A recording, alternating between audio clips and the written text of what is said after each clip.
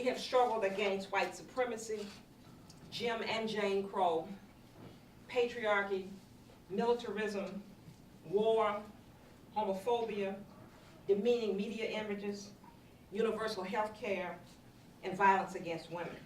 The absence of universal health care and violence against women.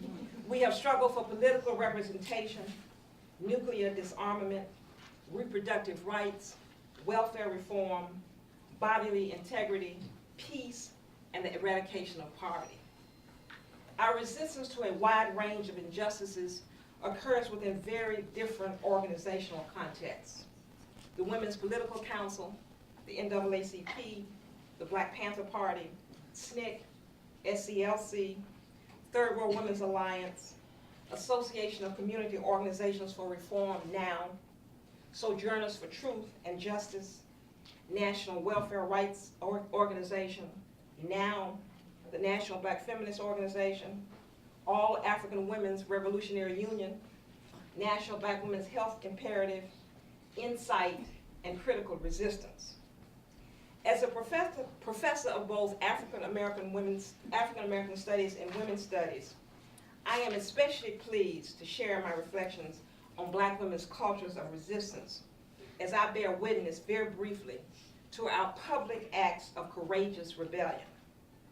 Shirley Chisholm, whom we gather today to celebrate, is the quintessential example of the irresistibility of revolution, to borrow from Tony Cave and Barra.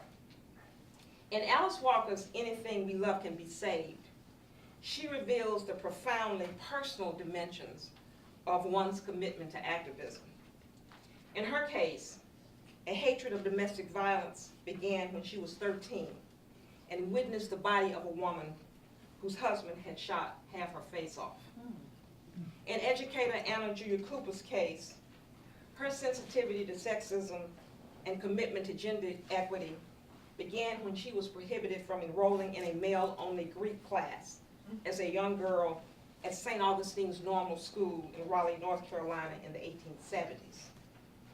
In civil and human rights activist Pauline Murray's case, it was hearing sexist remarks from her male law professor at Howard University in 1941, which illuminated for her the connections between racism and sexism, which is why she coined the term Jane Crow to accompany Jim Crow.